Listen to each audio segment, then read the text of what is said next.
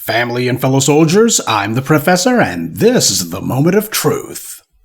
I guess it's emerged as something of a theme for the week, talking about black people being part of things, putting themselves into spaces where they have to put up with white racism, and for some reason they just don't want to disengage. Now, I'm not saying that if some white racist says something somewhere that you're supposed to head for the exits. What I'm saying is that you can't make excuses for it. When you understand that the pastime or hobby or group activity that you like to be part of is infested with anti-black racists, and you don't feel like you can call it out because it's going to put you on the spot, when you feel like you can't walk away from what's a reeking pile of anti-black racism, then that means there's a problem. And you know that there's no example of this principle that's lower than black people and sports. After Charlie Kirk got murked, a number of sports leagues teams decided they would do tributes to him. This was an unprecedented act of racial hostility by sports league owners whose history was already nothing but hostile. And yet, as a result, you still had none of those athletes who said anything about it. They all stayed mum. These are the exact same Negroes who told you that they were doing big things because they were taking a knee. Well, then what happened was now you got these team owners who are sitting here giving them the finger. Some people can recognize how black geeks go out of their way to tolerate and make excuses for the racial abuse they get. So how is it that these black sports athletes and their fans give the same tolerance and the same excuse making, but they don't see what they're doing? I guess that's the reason why whenever these black athletes are talking about themselves, they always use words like perseverance and endurance, and you gotta gut it out and stick it out. Yeah, I bet that's what they've been doing in a large number of things. Now, I know for a fact that a number of you here happen to follow sports, you love sports, you watch them even after the Charlie Kirk tribute debacle, and you also idolize these players, you got all of their details memorized. But I'm telling you right now, even if the black athletes are supposed to be the quote-unquote stars of the show, that doesn't erase the fact that all of these other non-black people that they have to deal with are just a bunch of unvarnished racists. And what does it say about anybody who enjoys watching a sport that's infested with individuals like that? Especially if we're talking about sports like tennis or golf, sports where these black athletes are literally one of only 2 or 3 black competitors in the entire sport, surrounded by hostile bigots on all sides. Tiger Woods was subjected to all kinds of racial abuse and hostility as he began to take over golf, and he set a new high bar, so high that his white competitors couldn't get over it. And rather than just accept their obsolescence with anything resembling grace, they just show who and what they really were. Fuzzy Zoeller wanted to be the one to come out and say what he really thought, not just about Tiger Woods, but about black people in general. He's doing quite well. Pretty impressive. The little boy's driving it well, he's putting well, he's doing everything it takes to win. So you know what you guys do when he gets in here? Pat him on the back, say congratulations, enjoy it, and tell him not to serve fried chicken next year. Got it. Want collard greens or whatever the hell I say. Burger and fries. The sporting public was reviled by Zeller's out-and-out racism, and he was called out, not as much as he should have been.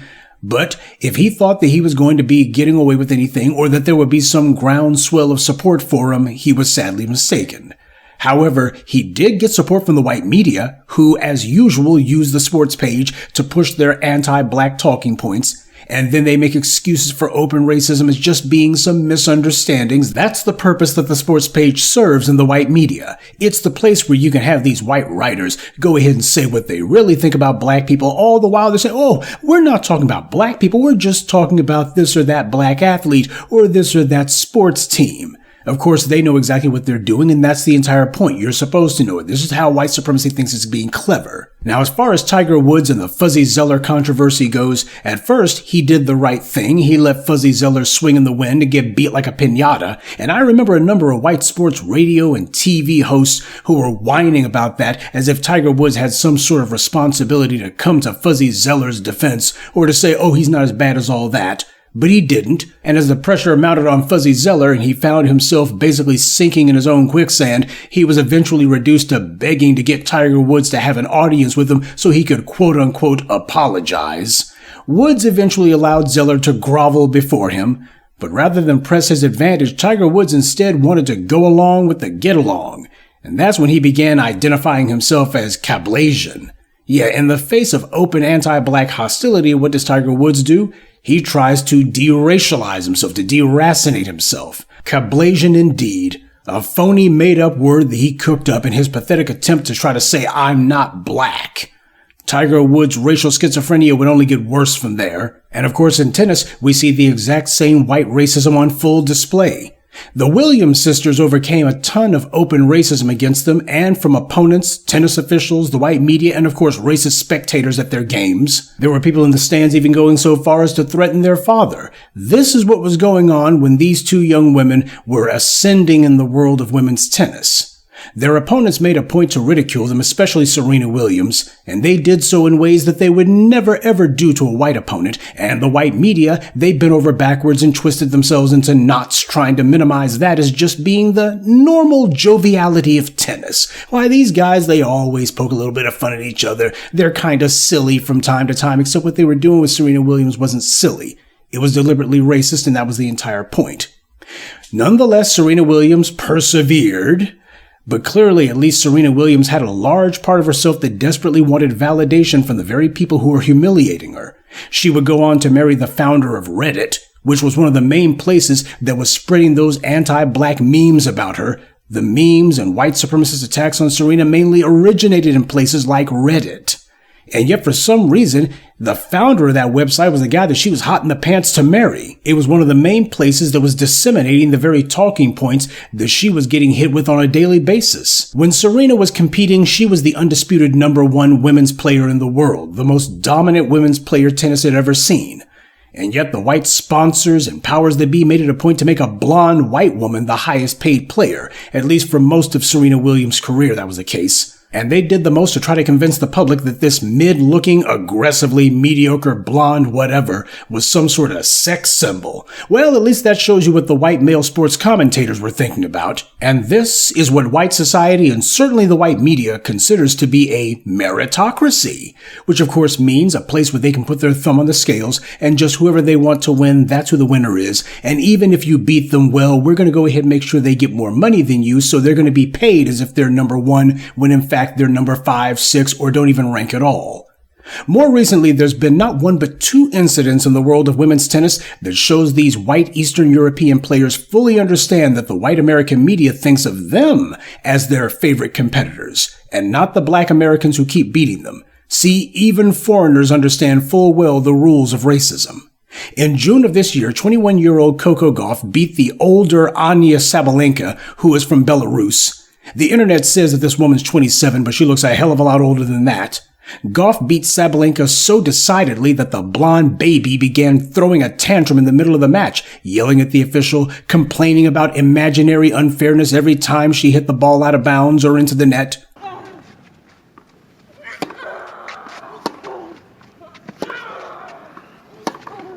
Got it.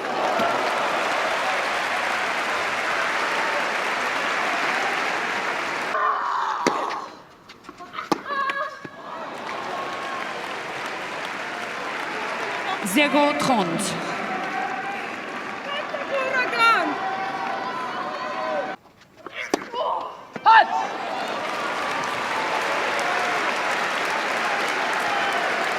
seems to be getting late on some of these middle. Gauff won and became the first American to win a French Open in 10 years. And you want to know who the last American was to win a French Open? Serena Williams. White female American tennis players aren't even in contention. Now, the white media loves to heap praise on these blonde foreigners no end, to laud them as being just so perfect. Well, that illusion was broken during the game when Sabalenka began acting out in the middle of the match, in front of the whole world. And the lie was killed dead when, after the match, she pouted and huffed to reporters, saying that Coco Gauff didn't beat her, that she had beaten herself by making so many mistakes during the match. And just like with Fuzzy Zoeller, this Sabalenka woman thought to herself that surely there was going to be a groundswell of support for her. Well, from the establishment white media, she was right, but from the actual tennis fans, she was dead wrong. Social media got on her behind, and this led to an avalanche of criticism, with the likes of Lisa Leslie and even Stephen Smith having a weigh in on how pathetic Sabalenka's behavior was. But that wasn't even the worst incident of this year. In August, Jelena Ostapenko, who's from Latvia, lost a match to Taylor Townsend at the US Open. Ostapenko then went on to berate Townsend after the match in front of the entire audience, saying that Townsend had no class and no education. If Sabalenka's behavior was childish, Ostapenko's was utterly deplorable. It was a master class in how to have no class. And yet the white media praises them regardless. Sabalenka has been gushed over by ESPN's website just last month as the Women's Player of the Year. This was just last month when they posted this, 5 months after her public meltdown, which, by the way, is the main thing she was known for this entire year. But of course, dealing with the white media, they're the ones who think to themselves they can conjure magic. They decide what's real and what's not real. And if they just decide to themselves, well, this Sabalenka woman, she fits our narrative, so as far as we're concerned, her public temper tantrum doesn't exist. Well, as far as they're concerned, it doesn't. When you read ESPN's puff piece about her, they don't mention her intemperance and immaturity at all. Instead, they paint a pathetic picture of an alternate universe where this crybaby is tennis's sweetheart. They talk about how she made it to the French Open, but they don't mention that she lost at the French Open. And had it been Serena Williams or Coco Gauff or Naomi Osaka or Taylor Townsend who did any of those things, the white media would be all over them. And any time they wrote a story about them, they'd make sure to mention so-and-so had a meltdown. Oh, can you believe how they acted? Hopefully in the future they will learn to behave better. And nobody in the white media makes a connection between the behavior of these two loudmouth losers and their being from Eastern Europe. You have a clear, undeniable pattern of behavior in less than 2 months, and the white media didn't even try to pathologize them. Instead, they overlooked their behavior. And in the case of Ostapenko, she's been a walking disgrace to the sport. She's the daughter of a soccer player, and her mother was a coach. What a shame Mama didn't teach her little babushka basic manners. You can see videos on YouTube showing this Ostapenko woman berating her own coaches, yelling at officials, just acting like a spoiled brat. And to see that compilation of her greatest hits, or rather greatest misses, you would have to go and watch it on YouTube because the establishment white media doesn't show any of that at all. Again, this is part of the white media's MO of trying to control the public mind. They don't speak about something and the idea is that it won't exist. So just this summer alone, merely in the world of women's tennis, sports fans have been repeatedly subjected to multiple displays of white athletes who made a total mockery of the game. When they win, they're not graceful, and when they lose, well, they don't even admit that they lost. They instead claim that they beat themselves. Black players bring out the best in sports, and the worst in white privilege. But my problem happens to be that when it comes to black players, too many times, though, they're only too eager to be ha-haing and kikiing with the very white opponents who disrespect them. Now, in the case of Coco Gauff, she's made some public statements dealing with issues of social justice that I do think speak well of her. And that being the case, I don't really have that much critical to say about her on that front. But I am speaking about black sports fans. These are the kind of arenas that are going on, and a lot of black folks get enthused about it regardless. Now, sure, we can go ahead and have our giggles at, hey, so-and-so black athlete beat the brakes off of blonde bimbo number 355. And yet, how many black folks make it a point to overlook that and praise the game regardless of the deplorable behavior of so many of the white athletes, the white media, and white spectators? And before anyone is silly and tries to say, but the white medias, they gonna retaliate if you speak up for yourself. They's gonna say you's difficult to arrogance. Hey, stupid. The white media already attacks these black athletes now when it's not trying to ignore them, and it openly praises anyone who attacks these black athletes, so you're a little bit late on that one. Why is it that black people are always living in mortal fear of the white media's disapproval and will endure any amount of abuse and disrespect just to keep the white media from criticizing them even more? They refuse to call these black athletes the number one players, even though they are. They refuse to give them the endorsement deals that they've earned and refuse to acknowledge that they're the face of the sport.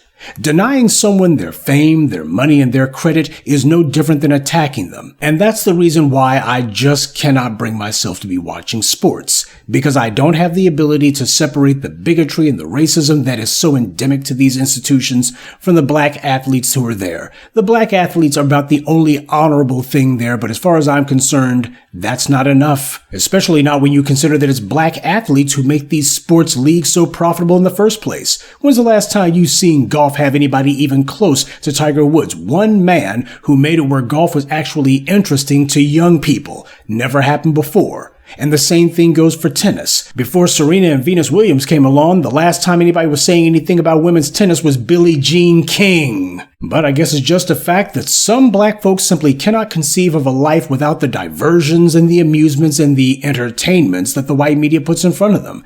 They just can't imagine their lives without it. Well, I can't imagine life without respect. And while you can't force other people to show respect, you can make sure that you don't ignore their disrespect. Sure, you can say that athletes have to work within the narrow confines of a white sports structure, fair enough. But there's a thin line between trying to navigate a hostile environment and running interference for it. And all too often we've seen these black athletes cross that line. So I hope this makes people think. This bad habit of making excuses to continue being in spaces that are openly anti-black is across the board. Any other group who was in that situation, they would be trying to find ways to take over those spaces or to create one of their own that doesn't have those issues, which is basically the same thing. There's nothing so precious about any of these things that you love so much that you're going to die without them. But if you walk away, that can deal them a serious blow. Remember, anti-black racism is a uniting principle of white supremacy. Attacking us is one of the main ways that they get their minds off of fighting each other, and it makes it where they can be around one another long enough to not cut each other's throats. Think about the sports leagues that are hot, the ones that are vital, the ones that get the most money and get the most attention. They're the ones that we are in. Without black people, all of these sports leagues would be like table tennis or curling. These racists, they know that. And they hate that they need us because they spent centuries desperately trying to convince themselves that they don't. But even they know that if it wasn't for black people, they wouldn't be watching these sports at all.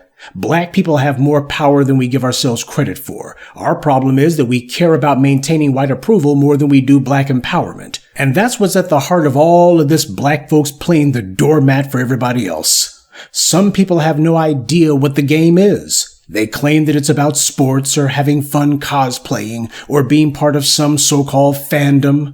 But is that true? Or is the game being as close to whiteness as possible? Because if that's the game, then you'll always lose. Good day, and be one. I'd like to take a moment to mention some of our contributors. Hildman Gallo, Ikekas Dorset, Brian Walton, Connie Beasley, and Naji95. Salute to them and thank you to everyone for listening, liking, and sharing this message. Black empowerment only exists because of you.